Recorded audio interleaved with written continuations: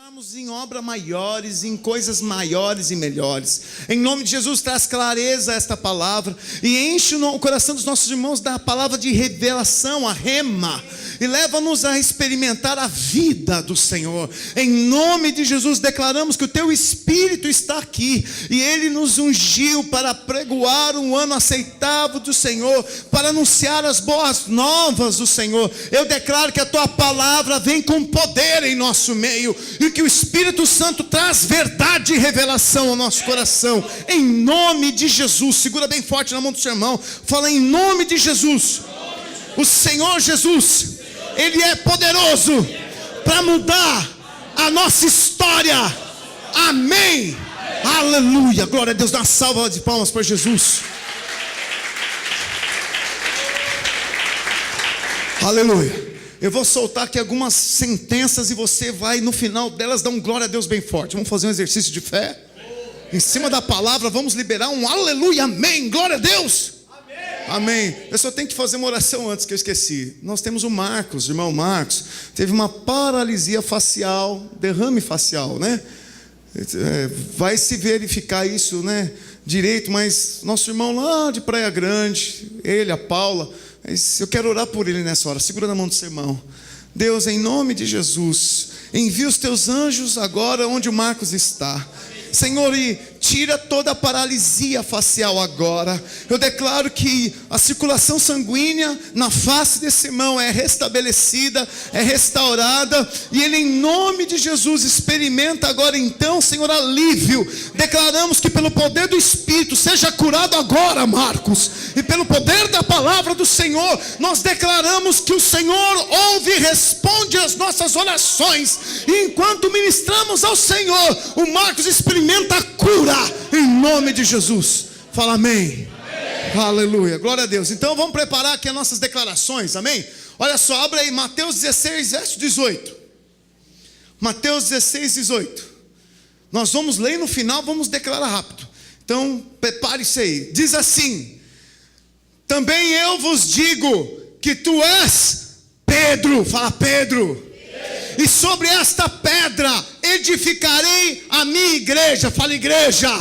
E agora prepare. E as portas do inferno não prevalecerão contra ela. Fala amém, irmã. Fala aleluia. Ele está dizendo aqui que as portas do inferno não prevalecem contra você. Você, igreja. Pergunta para o seu irmão: você está conectado a uma célula? Você faz parte de uma célula? Se você faz parte de uma célula, você está conectado no corpo. E se você faz parte do corpo, você é igreja. E se você é igreja, as portas do inferno não prevalecem contra você. Aleluia. 1 João 3, verso 8. Eu vou ler, você só confirma. Olha só: aquele que pratica o pecado procede do diabo, porque o diabo vive pecando desde o princípio. Para isto se manifestou o Filho de Deus, para destruir as obras do diabo. Aleluia. Jesus Cristo se manifestou para destruir as obras do diabo. Aleluia. Romanos 8, verso 37. Em todas estas coisas, porém, somos mais que vencedores por meio daquele que nos amou. Aleluia. Cutuca seu irmão, fala assim: irmão, levanta a mão, fala aleluia. Fala alguma coisa, irmão. Você é mais que vencedor. Para de fazer cara de derrotado. Tem alguém com cara de derrotado aqui? Tem alguém calado que nem uma múmia, derrotada? Fala irmão, você é mais que vencedor. Charlions. Só os vencedores podem proclamar a verdade. Só os vencedores conseguem dar glórias a Jesus Cristo. Só os vencedores dão risada na cara do diabo. Só os vencedores pisam as obras do inferno. Aleluia. Em todas estas coisas sois mais que vencedores. Aleluia. 1 Pedro 2, verso 9. Agora é para detonar. Olha quem você é aqui. Vós, porém, sois raça eleita, sacerdócio real, nação santa, povo de propriedade exclusiva de Deus, a fim de proclamardes as virtudes daquele que chamou das trevas para a sua maravilhosa luz. Esse é você. Fica de pé então e dá glória a Deus. Oh! Esses somos nós. Aleluia. Eu falei acerca de você. Jesus Cristo, o Evangelho, os apóstolos anunciando sobre você nesse lugar. Esta palavra é para você. Você é mais que vencedor. Você é aquele que pisa as obras do diabo. Você é aquele que as portas do inferno abrem, se escancaram e elas não podem te segurar. Fala aleluia. Uau! Você é uma arma poderosa nas mãos de Deus. Você é o som dos céus na terra. O mundo não entende isso. Os anjos não têm esse poder, mas você é aquele que anuncia a palavra poderosa. Você é o portador do Espírito da vida. E Deus opera através de você proezas, milagres. Fala aleluia. Uau! O diabo tenta te paralisar, às vezes calando a sua boca, colocando sentenças de morte, pensamentos medíocres de morte. Você tem que se lembrar que Deus te escolheu, não foi você que escolheu a Deus. Deus chamou você para uma obra excelente. Deus vai usar a sua vida para mudar a história desse lugar. Sua vida não será mais a mesma. Sua casa não será mais a mesma, porque o Senhor te faz um gibor. Sabe o que é um gibor? Fala para o irmão, gibor. Fala, você é um gibor. Em hebraico, gibor é guerreiro valente. Quantos guerreiros valentes eu tenho aqui? Você é um gibor. Fala, gibor. Fala, eu sou um gibor. Um guerreiro valente. Aleluia. Deus é bom. Como é que o diabo tenta te segurar então, gibor? Ô guerreiro valente. O que o diabo tem feito muitas vezes para travar você, para impedir você de crescer, de tomar posse, de viver como vencedor? Se tudo isso que eu li para você é a palavra de Deus que nos ensina, e ela é verdade, e as escrituras não falham. Fala, não falha. A Bíblia não falha. Nunca falhou e nem falhará. Ela tem tem quase 2000 anos escrita. O Velho Testamento tem muito mais, 3000 e anos escritos, guardados de história. E você não consegue provar algo contra o que ela diz, porque a Escritura não pode, ela não pode falhar. E ela diz: e você? Todos esses textos falam de quem você é, falam da sua poderosa manifestação diante do Cordeiro. Ele te chama para coisas grandes, mas o diabo, impressionante, consegue paralisar algumas pessoas. E eu quero falar com você sobre isso. Como o diabo consegue travar você, porque você às vezes cai no engodo do diabo.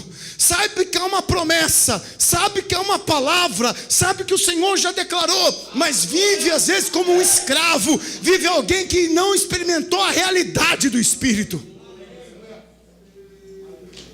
Eu vou falar sobre o episódio que o povo estava ali no Egito, pronto para sair. O Egito simboliza o mundo para nós. Lembram do impacto? O Egito representa o mundo. O Egito tinha um rei. Como chamava o rei do Egito? Pergunta para o irmão, como chamava? Fala, Faraó. Dilma? O que é isso, irmão?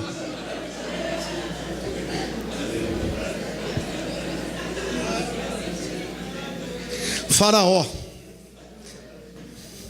No nosso mundo, se o Egito simboliza o mundo e o Egito tinha um rei, esse mundo também tem um rei. A palavra de Deus diz que esse mundo jaz de quem? Opa! Quem é o rei desse mundo que cegou o entendimento dos incrédulos para que não crescem? O diabo, Satanás. Então esse mundo também tem um rei. No Egito, quem vivia lá? Os egípcios. E quem mais? Os judeus, que era o povo de Deus. Nesse mundo aqui também vivem uns mundanos, sim ou não? E também vivem nós, os filhos de Deus. Fala aleluia. Lá havia filhos de Deus sendo escravizados. Ainda há aqui filhos de Deus que são escravizados, são escravos. Fala, eu sou livre, aleluia. Eu sou livre. Bom, e aí Deus levanta Moisés, que foi chamado de o libertador, para levar o povo do Egito para a terra prometida. Quem é que veio para nos tirar do mundo e levar para a terra prometida? Qual o nome desse homem? Jesus. Fala, Jesus. Então, um paralelo daqui que eu estou fazendo com o Egito e o que nós vivemos hoje. Agora veja, nós temos que entender que há forças malignas interagindo com os governos e com as estruturas de poder que regem as nações. Há forças malignas que tentam colocar dentro da nossa sociedade, e principalmente da comunidade cristã, padrões e conceitos que os impedem de avançar. Porque às vezes o diabo não vai fazer você negar Jesus, mas ele pode te fazer viver longe de Jesus. Uma coisa é você ter Cristo no coração, outra coisa é ser íntimo dele. Uma coisa é você ter uma vida e falar assim, eu tenho uma Deus e não faço nada errado. Outra coisa é você falar com Deus face a face. Outra coisa é você ter uma experiência viva com o Senhor, como um íntimo, como alguém, um ente querido que participa e caminha junto com você. Aleluia. Então veja só, Efésios 6 verso 12 diz assim, porque a nossa luta, abra aí, Efésios 6 verso 12, Efésios 6 verso 12, Ephesians 6 verse 20, ok? Verso 6, verso 12 do capítulo 6, Efésios, diz assim, presta atenção, porque a nossa luta não é contra o sangue e a carne, e sim contra quem? Os principados, as potestades, contra os dominadores desse mundo tenebroso, contra as forças espirituais do mal, nas regiões celestes. Fala aleluia. A nossa luta não é contra ninguém, contra a carne, contra o sangue, não é contra irmãos, não é contra pessoas, não é contra o vizinho, não é contra o macumbeiro, não é contra o ateu. Nossa luta não é contra eles, a nossa luta é contra Satanás e as suas hostes de demônios. E nós temos que ter convicção e certeza disso, senão você vai acabar confundindo as coisas e criando mais problemas. Veja, os hebreus viviam no Egito, mas eles não eram egípcios. Nós da mesma maneira vivemos no mundo, mas não somos desse mundo. A palavra de Deus diz assim, João 15 verso 19, abre aí, João 15 verso 19, o que ele diz de nós. Vamos lá, rápido nessa Bíblia hoje. Aleluia, ainda vou orar por você aqui, para selar essas promessas de Deus na sua vida. Você vai sair daqui como um vencedor, irmão. Se você entrou aqui como um abatido, um derrotado, preocupado com a tua vida lá fora, você vai sair daqui espumando vida. Ontem eu tive uma reunião lá em Itanhaém. Oh, que reunião abençoada. Nós ajustamos várias coisas ali, os irmãos estão fervendo, irmãos. Nossa, que igreja, oh Deus. E eu falei para os irmãos, eu estou num nível assim que se o tsunami vier, eu olho para ele e vou contra o tsunami. E vou enfrentar o tsunami no peito. Vai abrir na marra esse tsunami. Vai ser eu e a igreja junto, amém, irmãos? Olha lá, hein? Vai fugir, hein? Teve várias profecias que o tsunami ia chegar aqui, né? Teve até um pastor que foi embora daqui. A igreja não quis ir, os filhos não quiseram. Ele voltou, ele acabou voltando, né, Dilene? Foi, Dilene, voltou. Acho que falhou. Aleluia, ainda bem que falhou. Mas, olha só. O que diz João 15, verso 19: se vós fosseis do mundo, o mundo amaria o que era seu. Está entendendo aí porque as coisas no mundo são difíceis para você? Porque você não é desse mundo. Por isso você devia se alegrar quando o mundo te aborrecesse, quando as coisas lá fora não dessem certo, quando tentassem lá tirar você da vez. Você devia ficar feliz, assim, o mundo se aborrece comigo. É como Jesus quando atravessou lá o mar e encontrou com aquele endemoniado lá que andava pelos sepulcros comendo carne de cadáver. E ele correntava-se, e aí ele estourava as correntes com a sua força. E quando ele se deparou com Jesus, ele falou: que vieste fazer aqui, filho de Davi? Vieste nos atormentar. Quer dizer, a presença de Jesus atormentava os demônios.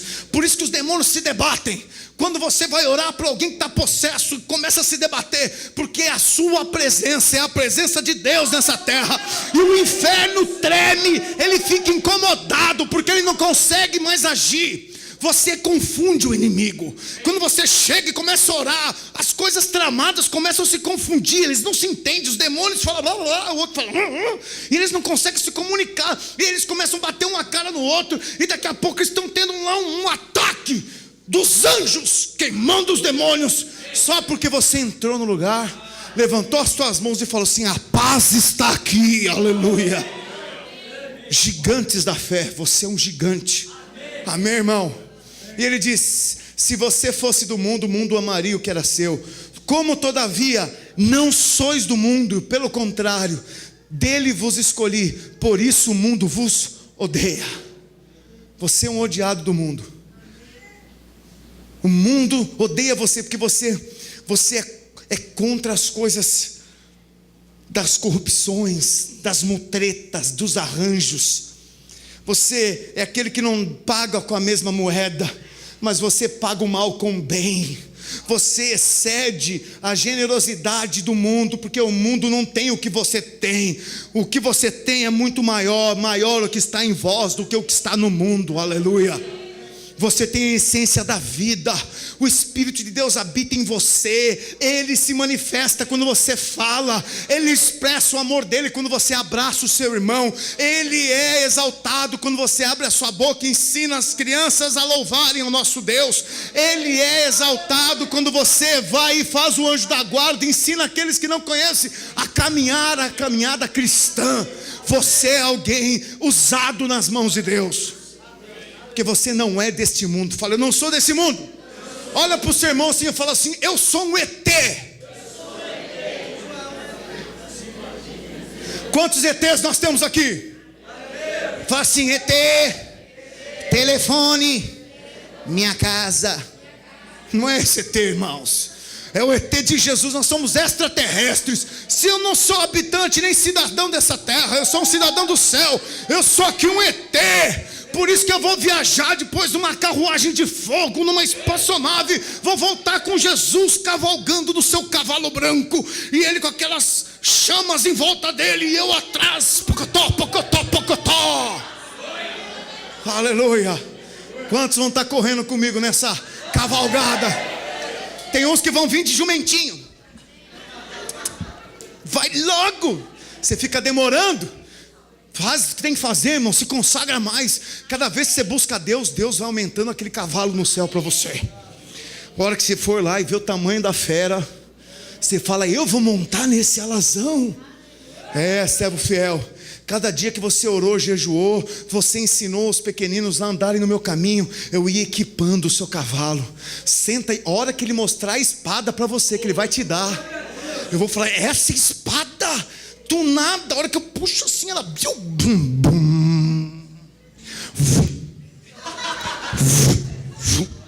vai ser demais.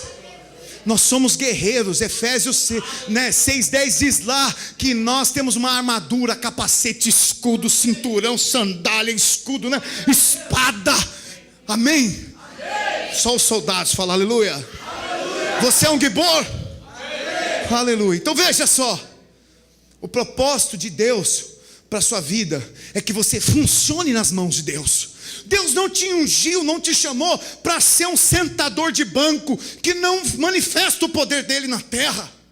Veja, não importa se você chegou hoje, ontem ou já está aqui há anos. Você tem algo que Deus escolheu para realizar. Fala aleluia. Aleluia. E Deus, agora eu quero que você abra em Êxodo 8, verso 20. Nós vamos ver na história do povo de Deus que Deus havia um propósito para os seus filhos. Havia um propósito. E Faraó se opunha a isso. O povo era de Deus, Faraó sabia. E Êxodo 8, verso 20 diz assim: ouça-me. Disse o Senhor a Moisés: levante-te pela manhã cedo, e apresenta-te a Faraó. Eis que ele sairá às águas, e dize-lhes: assim diz o Senhor: deixa o meu povo ir para que me sirva. Aleluia. Quantos servem a Deus aqui? Então quando o diabo tenta travar você e segurar você, Deus manda dizer para o diabo: deixa o meu povo ir para que me sirva. Deus tem um propósito, que você sirva o Senhor. Servir aqui significa adorar. A palavra adoração no Velho Testamento está ligado com o trabalho levítico, o exercício da tribo de Levi dentro do tabernáculo, do santuário, de guardar, servir, trabalhar, ministrar, orar. Adorar a Deus é servir ao Senhor. Muitas pessoas não sabem e acham que adorar a Deus é ficar só levantando a mão enquanto cantam. Estou adorando, mas se você não serve a Deus, você não adora. A adoração é quando você abre o seu coração para se dispor para Deus. As pessoas falam que são de Deus, que conhecem a Deus, mas não trabalham para Deus. Fazem, olha, eu faço isso, faço aquilo, mas cadê os frutos? Quantas vezes você abriu a sua casa para ser sede de uma célula? Quantas vezes você dispôs a liderar uma célula? Quantas vezes você dispôs a ajudar o seu líder a cooperar com a célula? Não, deixa que eu faça o líder. Você já pediu para o seu líder para ministrar a palavra? Já pediu para o seu líder para ministrar o quebra-gelo, o louvor? Você já se ofereceu a ser um canal de Deus para o seu líder? Pois bem, nós somos homens de Deus que precisamos de pessoas que têm um coração para servi-lo. Só adora a Deus quem o serve. Às vezes achamos que só porque cantamos já adoramos a Deus. A sua canção é somente uma manifestação dos seus sentimentos ao Deus Pai, mas a adoração de verdade é quando você serve a Deus. A primeira vez que se ouviu falar sobre adoração na Bíblia foi lá em Gênesis, quando Abraão leva Isaac a ser entregue como sacrifício. Deus fala: me entrega o teu filho, leva-o lá no monte e vai e sacrifica-o para mim. E aí os moços olham para Abraão, Abraão sobe no seu cavalo, põe lá a sua lenha, tira lá depois, quando chega no pé do monte, pede para o menino carregar a lenha, e os servos falam assim: nós vamos contigo. Não, fique aqui, porque nós vamos adorar. É a primeira vez que se fala adoração na Bíblia. Abraão vai lá entregar o seu filho como sacrifício. Ele fala: eu vou lá adorar. Então adoração quer dizer obedecer. Adoração quer dizer oferecer sacrifícios a Deus. Aleluia, fala aleluia. Mas veja, você vai entender agora, vai ver 4 níveis de negociação que o diabo tenta para travar o povo de Deus. Isso tem a ver com você, você vai se enxergar aqui. Tchan, tchan, tchan. Fala para o irmão: tchan, tchan, tchan, tchan. Fala: você está pronto? Está pronto para agora descobrir coisas que às vezes o diabo está lá negociando e travando você? Olha só, verso 25 do Êxodo 8, diz assim: chamou o faraó Moisés e Arão e disse... Olha que o faraó simboliza o diabo. Ele fala com o sacerdote, o sumo sacerdote: ide e ofereceis sacrifícios ao vosso Deus. Na onde? Não ouvi. Nessa terra. Que terra que ele estava falando? Que terra ele estava falando? O Egito. O faraó falou: olha, Deus falou para Abraão, para Moisés: vai lá e leva o meu povo para o deserto para me servir, para me adorar. E aí Moisés foi falar com o faraó: olha, o povo tem que adorar lá no deserto. Aí ele falou assim: não, adore a Deus aqui no Egito. Primeira negociação do diabo com você: adore a Deus dentro do mundo, misturado com as coisas desse mundo. Porque o Egito simboliza o mundo. Fique aqui. Você pode ser crente, mas não para com a tua cervejinha, não. Você pode ser crente, mas vai lá pular 7 ondinhas na virada do ano, como de costume. Você não precisa ser tão beato salustiano. Você não precisa ser tão assim, né? Me ajudem. Não, fanáticos. Que fanatismo é esse? Você pode muito bem, que é isso? Curte um sonzinho, bota esse som aí, não tem nada a ver, neutro. Pode usar essas roupas assim, do jeito que você quiser. Vem cá, nós não somos careta, para com isso. Você pode conhecer a Deus, você pode dizer que é um cristão, mas viva como o mundo vive. As pessoas do mundo notam diferença em você. Você é alguém que só por se vestir, só por falar, só por se portar, já faz a diferença lá fora. Porque se você não faz a diferença lá fora, você é um crente que negociou com o diabo. Você está vivendo, servindo a Deus no mundo, o mundo habitando em você. O diabo fez essa proposta, Faraó fez a proposta a Moisés: olha, sirva a Deus aqui, mantenha as amizades que você tem normalmente. Olha, eu vou te falar, nós não somos contra as amizades, mas tem amizade que você deveria cortar, tem amizade que te leva a cair, tem amizade que te distancia de Deus. Você tem que entender que Deus coloca pessoas abençoadas ao seu lado, sim ou não? Mas o diabo também põe pessoas possessas para te tirar do caminho dele. Pessoas que ficam criticando você e querendo te impedir de ter uma vida em Deus. A palavra de Deus diz assim: não vos enganeis. 1 Coríntios 11:11. Não vos enganeis, as más conversações, acho que é 15:11, corrompem os bons costumes. Cuidado com as suas amizades, cuidado com o que você assiste na TV. Levantei uma celeuma aqui, né? Eu falei para alguma irmãzinha aqui que falou assim: ó, domingo eu vou falar de novela, pode falar? Pode falar, pastor, já está sorrindo. Cuidado com essas tranqueiras que você assiste. Alô, nós não somos tipo de igreja para ficar lá checando, botando vigia. Deixa eu catar o irmão, o que ele está assistindo? 9 horas, vai na casa dele, nem toca a campainha, entra direto, né? Tum, peguei. Para com isso, irmão.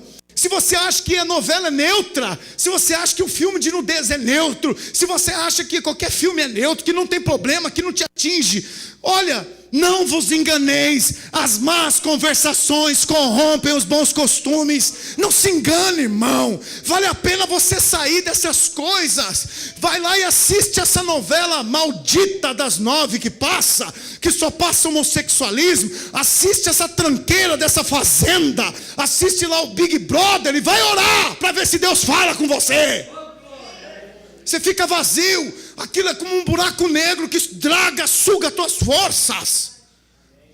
É isso que o diabo fala: seja crente, mas mantenha os hábitos mundanos, faça o que tem que fazer, detona, irmão, fuma o seu cigarro escondido, cheira cocaína, fuma maconha, bota lá roupa de mulher, você que é homem, ninguém está vendo, faça se quiser.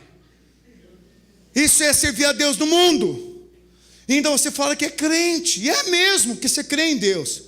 Só que o diabo negociou e você perdeu a chance de ser mais que vencedor, de pisar sobre as forças do maligno, de vencer as obras do diabo, de que as portas do inferno se escancarem e você possa vencê-la. Aleluia! Você está me ouvindo isso, irmão? Fala glória a Deus. É isso mesmo, se a palavra é boa, é viva, você tem que falar glória a Deus, Senhor, me liberta disso, porque esse é o primeiro nível de negociação. Né? Pessoas que só são crentes de domingo. Durante a semana você é um desviado, mas de domingo você é crente. Que história é essa? Ou você está aqui dentro desviado, seu coração inclinado para aprontar, fazer coisas erradas. Aprende a crescer, irmão. Solta dessas coisas que te seguram. Você nunca comerá o melhor de Deus comendo essas tranqueiras do mundo.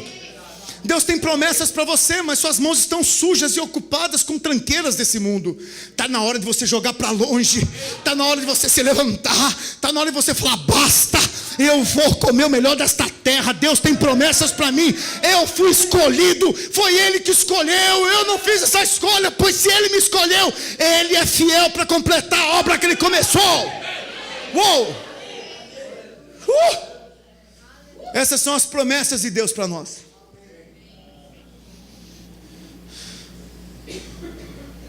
O diabo tenta fazer você ficar preso em coisas que te embaraçam. Sirva a Deus sem mudar o seu ambiente natural. Sirva a Deus sem você mudar o jeito que você fala. Sirva a Deus sem mudar suas vestes. Sirva a Deus sem mudar os seus desejos, seus planos. Sirva a Deus sem mudar aquilo que você assiste. Fala que você serve a Deus, mas continue do mesmo jeito que você era antes.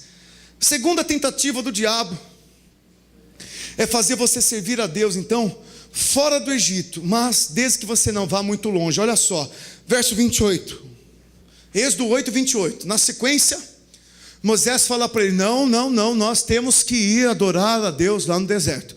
longe daqui.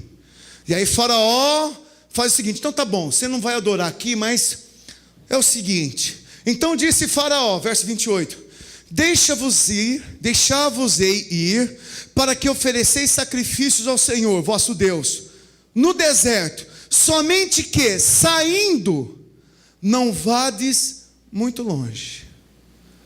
Orai também por mim. Espera aí.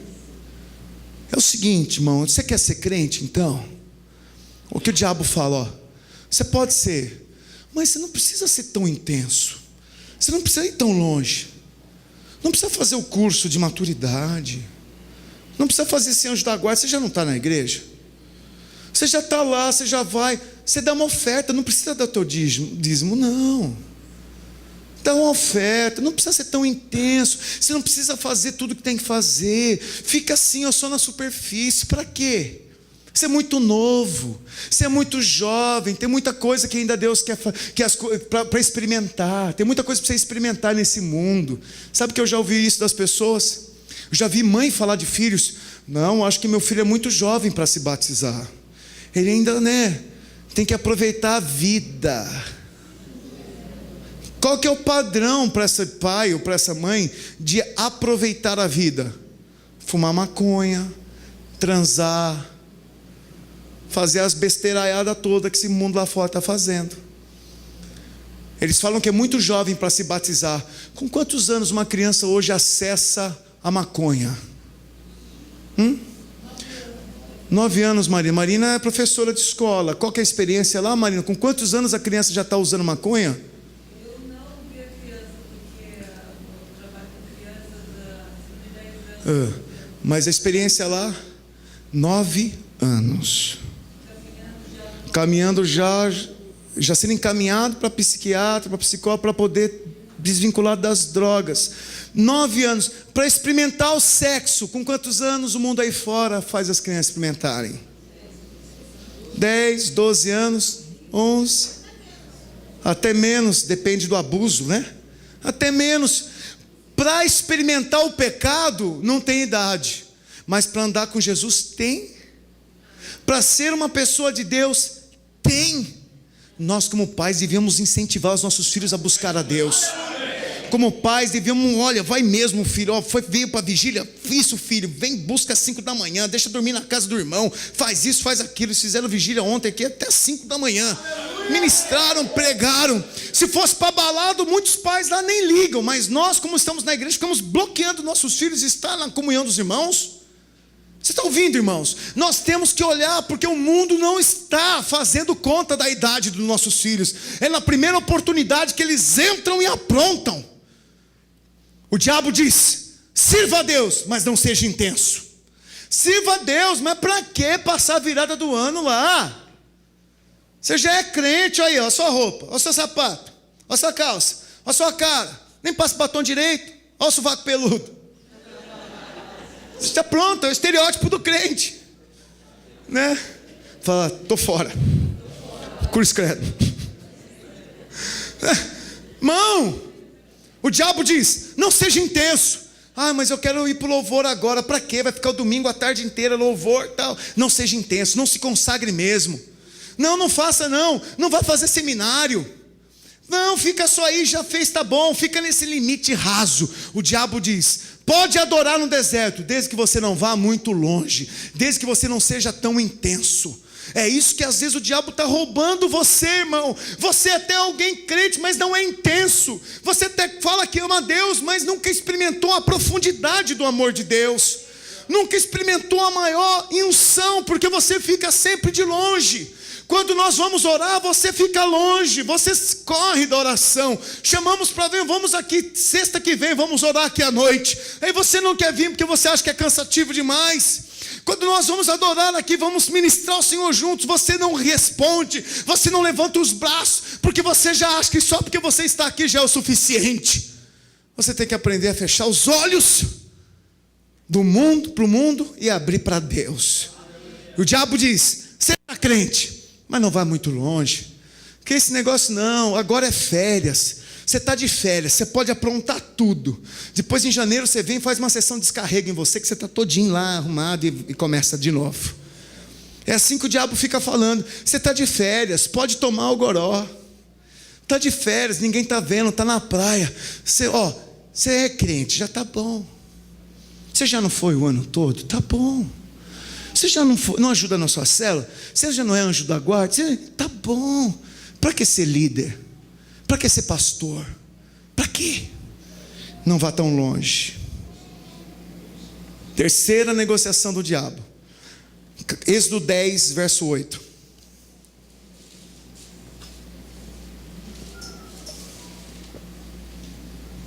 Obrigado, irmão. Êxodo 10, verso 8. Olha o que diz. Então Moisés e Arão foram conduzidos à presença de Faraó, e este lhes disse: olha só, ide, servi ao Senhor vosso Deus. Porém, quais são os que hão de ir com vocês? O Faraó quis saber quem que ia com Moisés. Respondeu-lhe Moisés: havemos de ir com os nossos jovens, com os nossos velhos, com os filhos e com as filhas, e com os nossos rebanhos e com os nossos gados. Havemos de ir, porque temos que celebrar festa ao Senhor. Replicou-lhes Faraó: seja o Senhor convosco, caso eu vos deixe ir e as crianças.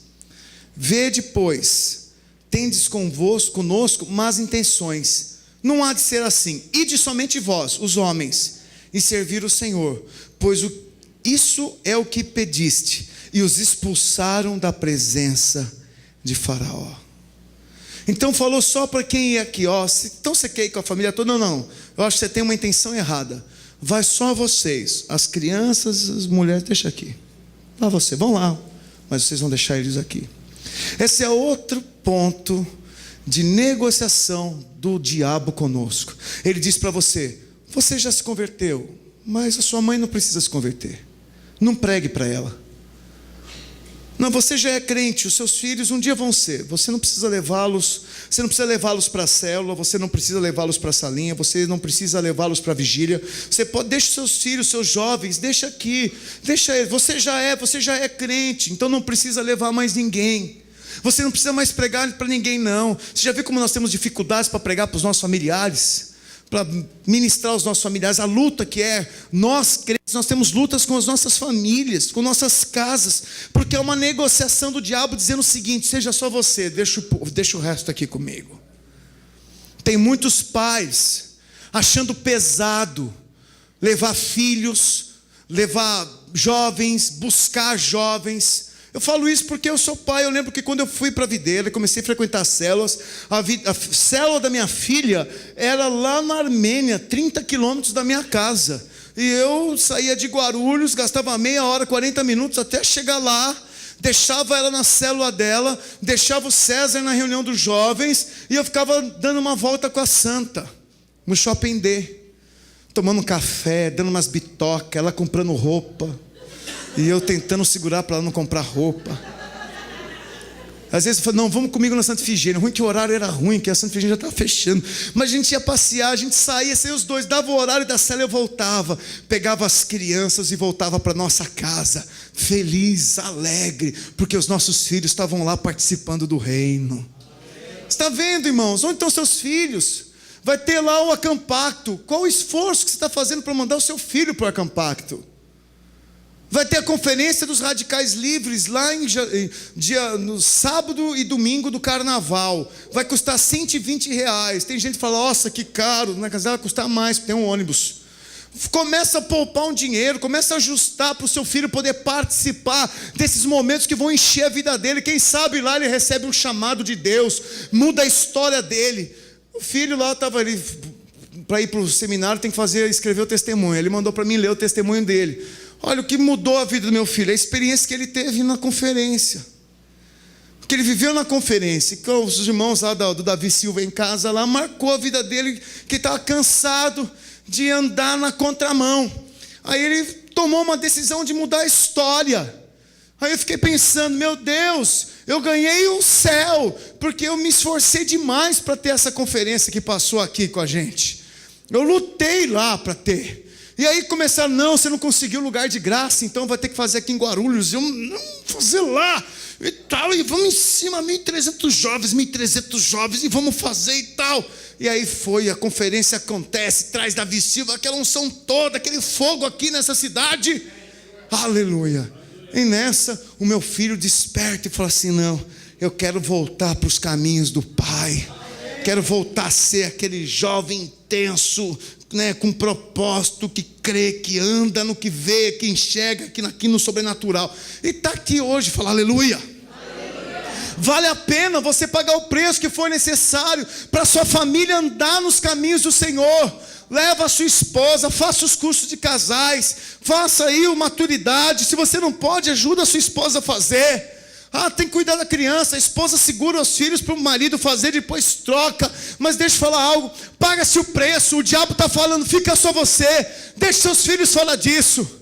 Você não precisa envolver os seus filhos, você não precisa envolver a sua esposa. Não ore por ela, fique em casa, fique de bico. Não quebra essa obra do diabo através de uma oração, não. Fica lá na sua televisão, enquanto ela está ali chorando, querendo conversar com você, dá as costas para ela. Sirva a Deus você sozinho, deixa a sua família do mundo. Essa que é a proposta do diabo, que muitas vezes tem conseguido segurar você de avançar. Onde estão seus filhos? Deviam estar na salinha, sendo ministrados, recebendo oração, apresentando aqui os seus filhos. Qual o preço que você paga para apresentar os seus filhos, para dar instrução para os seus filhos? O diabo fala, fica você, deixa os seus filhos no inferno. Fica você aí na igreja, mas não prega para sua mãe não, não prega para os seus vizinhos não. O que você vai fazer nesse Natal? Vai botar o gorrinho do Papai Noel e ficar lá sorrindo, comendo lentilha? Vai lá botar os presentes na árvore, no pé da meia, do furada chulezenta do Papai Noel? Vai lá e fala de Jesus na hora que eles foram lá fazer a santa oração. Eu lembro até hoje, no último Natal que eu passei com a família do meu pai. São católicos demais, né? E aí eu estava lá, e eles quiseram fazer uma oração. Vamos falar algo aqui, vai dar meia-noite, Jesus vai nascer. Jesus vai nascer. Então tá bom, meia-noite, todo mundo ali, nós doido para comer. Ai, esse pernil, olha o tamanho, olha esse frango, esse peru, esse tender, com esses pêssegos em volta, essa calda, esse arroz com passas, essa salada de tomate com gorgonzola, com limãozinho, azeite, pão italiano, aleluia, me dá logo, meia-noite. Então eles, esperando, deu meia-noite, aí eles falaram assim, nossa, você quer falar alguma coisa, filho? Meu tio, né? Você sabe que sou pastor? Quero. Tome-lhe Jesus. Mas não criticando eles. Não, que isso aqui não tem nada a ver, de jeito nenhum. Fala, como é bom a gente reunir em família, um dia pelo menos, para celebrar a Jesus. Mas eu quero dizer algo. Jesus não é aquele menino deitado numa manjedoura. Jesus é homem que venceu a morte e não está mais na cruz. Se um dia, família, vocês forem visitar o sepulcro de Jesus, vocês vão encontrar lá uma placa escrito, sabe o que? He is not here. Ele não está mais aqui. Aleluia! Aleluia! E meus tios, que palavra! Pode fazer oração, sobrinha. Eu fiz a oração, aleluia, abençoei a família deles. Terminei a oração, aí sempre tem a tia né? Surucucu, sucuri. Terminei minha oração. Vamos continuar a oração. Ave Maria, cheia de graça, Senhor é convosco, muitos sois vós, mais. Aí eu nessa hora não orei. Aí quando entrou no Pai Nosso, eu orei o Pai Nosso com eles. Rezei, né? Mas a gente tem que respeitar. E eu pude ali, mostrar o verdadeiro Jesus. Amém. Pega esse Natal, irmãos, e seja um enviado de Deus lá. A hora que você vê o presépiozinho, não fica criticando o presépio, é imagem, fizeram imagem, não. Vai lá e fala assim, olha só, né, aqui é a história. Pergunta para eles, quantos reis magos tem aqui no presépio? Quantos reis magos tinham lá? Hã? E por que são 3? Quem falou que são 3? A Bíblia diz que são quantos? São os magos, no mínimo 2. Mas dizem que são 3. Deram até nome para eles. A Bíblia nunca falou do nome dos magos, mas deram os nomes para ele. Qual o nome? Belchior, Baltazar e... esqueci o outro. Não é Nicolau, não. Belchior, Nicolau é o Papai Noel, filha. Você está confundindo. Vocês estão por dentro das tradições. Mas tem até 3. Belchior, Baltazar e... Dilma. Oh, Deus. Olha só, eles criaram coisas. Você vai lá para falar então do amor de Deus. Amém, irmãos? Terceira negociação.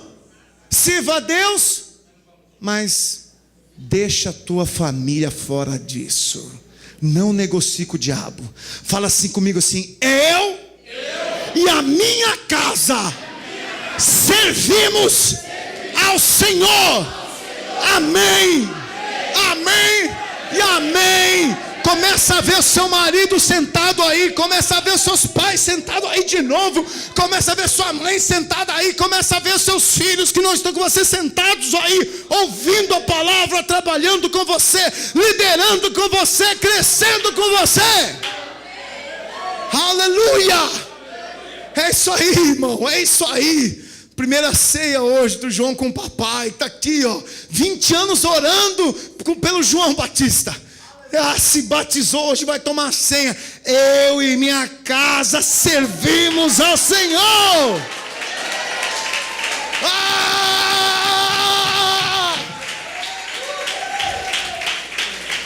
Quarta negociação para acabar. Êxodo 10, verso 24. Ouça agora que essa é importante. Verso 24. Então Faraó chamou a Moisés e lhe disse: ide e servi ao Senhor. Fiquem somente aqui os vossos rebanhos e os vossos gados, e as vossas crianças então irão também com vocês. Quarta negociação, ouça. Satanás diz: sirva a Deus, mas deixe os seus bens, o seu dinheiro, as suas propriedades fora disso. Pode levar teus filhos, pode levar tua esposa, leva até tua sogra, mas deixa o teu dinheiro fora disso.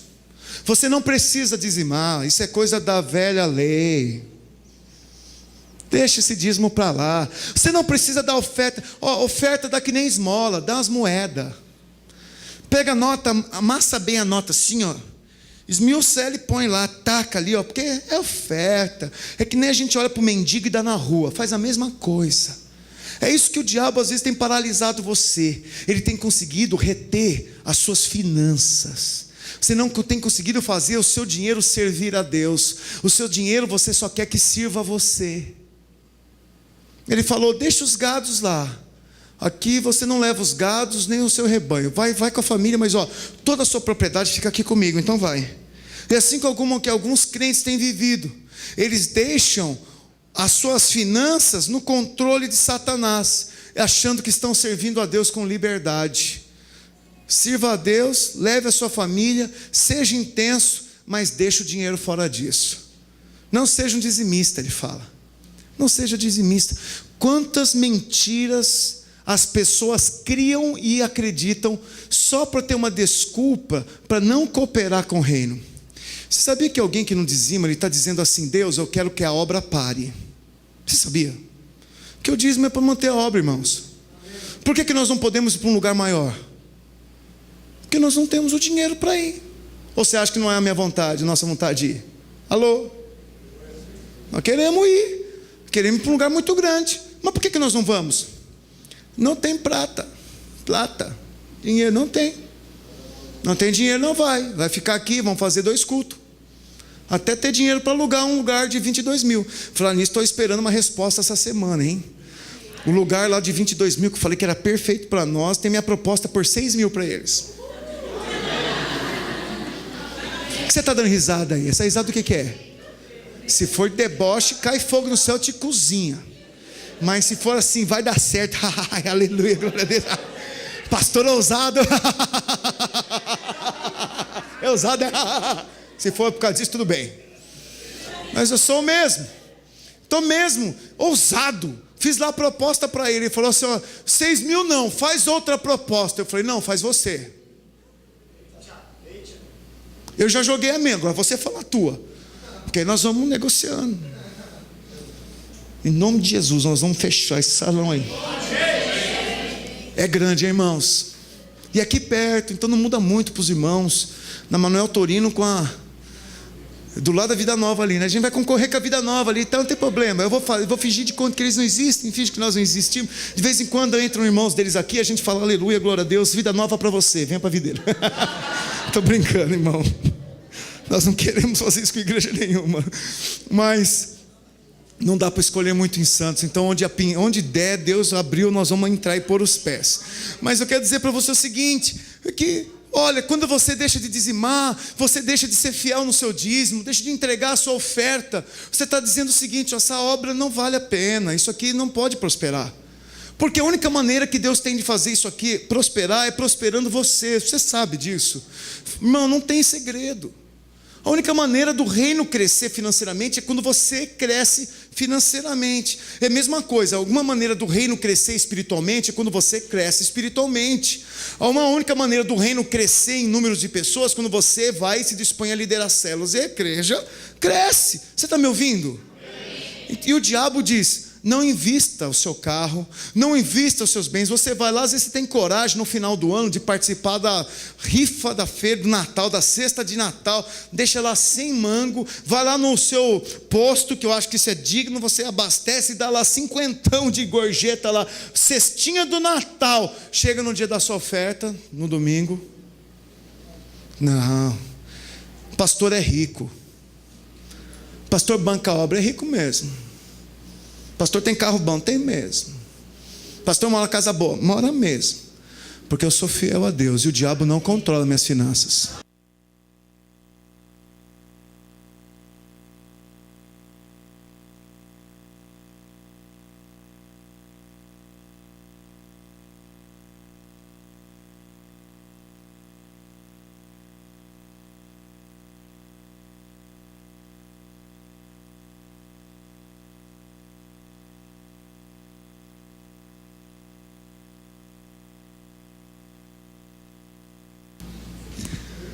Sabe quantas vezes eu estava aqui?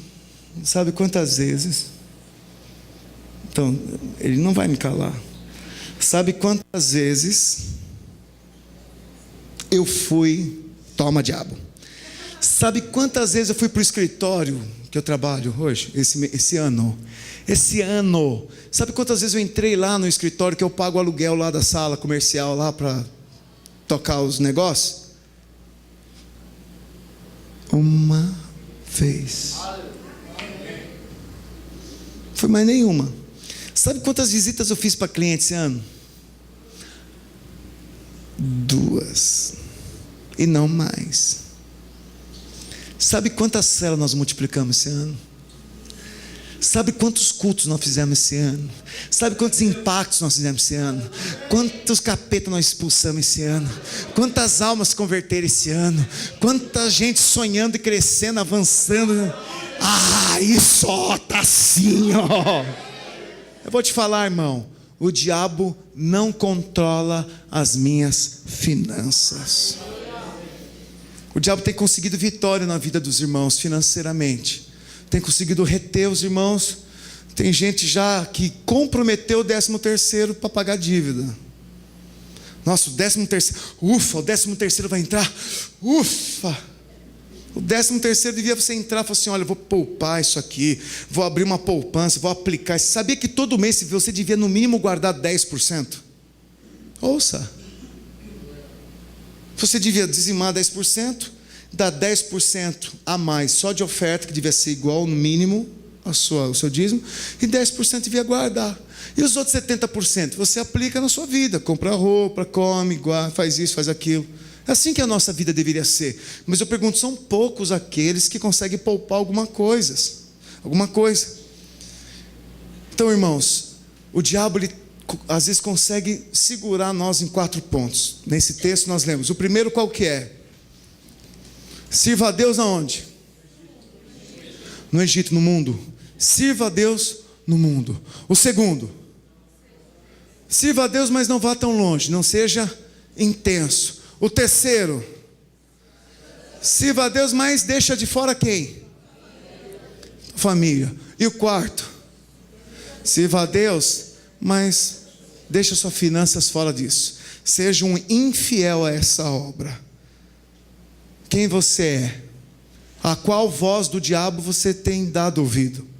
Hoje é dia de você mandar o diabo calar a boca. E fala, eu sirvo a Deus completamente. Fique de pé, Luciano, por favor.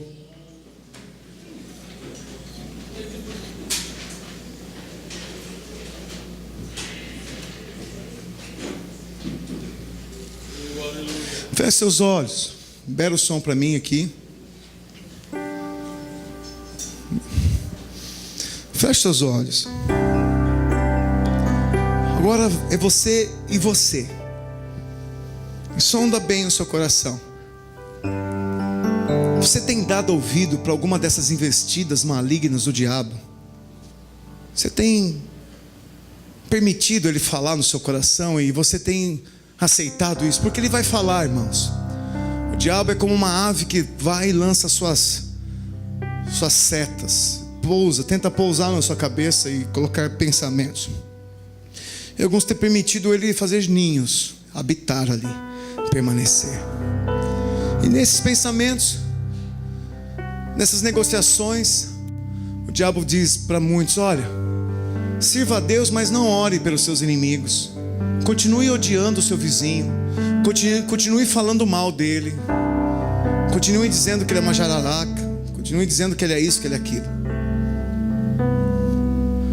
Muitos ainda têm uma vida espiritual tão rasa, sem intensidade, sem profundidade no Senhor, sem mover, sem presença de Deus. Às vezes é notório como é superficial o envolvimento. E mesmo assim essas pessoas ainda são satisfeitas, acham que elas só porque vêm de domingo e vão numa célula já está tudo certo, está tudo bom, tudo tranquilo. Nossa, eu sou de Deus, eu sou da videira. Eu amo a Deus, eu vou na célula. Eu amo a Deus, eu vou no culto. A referência de alguém intenso é alguém presente, ou alguém que marca a presença. O que você está fazendo com o seu dinheiro? Foi Black Friday essa sexta-feira. A loucura, as pessoas governadas pelo desejo, pela ganância, pela torpe avareza de ter às vezes 2, 3 coisas só porque está num preço mais barato. Quem disse que porque o diabo me oferece as coisas num preço mais barato, eu tenho que comprar? Comprou, tem a 10ª televisão lá, tem TV até na geladeira. Mas as ofertas, a sua vida com Deus, você não investe às vezes nem R$100 para crescer espiritualmente, buscando comprar bons livros, comprando CDs que edifiquem a sua vida, lendo a palavra, fazendo os cursos. Às vezes você investe tantas coisas para coisa sua. As pessoas falam, está corrido para mim, pastor, meu tempo. Eu sei, hoje o tempo é uma luta, mas o tempo aponta para o que é prioridade. O que você tem feito com o seu tempo? Você usa as desculpas que você não pode servir mais a Deus porque você não tem tempo? Olha, o meu tempo é igual ao teu. Se você trabalha, eu ainda trabalho. Você tem família, eu tenho também. Aí, além disso, a gente tem o reino que a gente cuida. Qual a nossa diferença? Se organize, priorize-se, põe o reino em primeiro lugar. Experimente o reino e não negocie com o diabo. É só sair um sol na praia que você já negocia o domingo? É só aparecer um solzão que você pode ir lá, ficar lá, que nem um bife milanesa, virando de um lado para outro. na esteira lá, tomando sol, e aí você se sente indisposto a cultuar a Deus. Olha, tem gente negociando com o diabo. É por isso que você não pode fazer daquelas primeiras sentenças uma verdade. Que você é mais que vencedor, que sua casa vai servir ao Senhor. Tem muita gente que investe, compra, faz. Viaja, sonha, come, mas sabe nada de Deus. É tão raso e está satisfeito. Que tolice, irmão. Acorda para a vida. Um dia vão bater na sua porta e você achou que fez muitas coisas e vão te pedir conta da sua alma. O que você vai ter preparado? Somente suas viagens, somente seus divertimentos, suas alegrias, o que você fez, o que você realizou, e nada em Deus você cresceu. Continua o mesmo anão espiritual, limitado.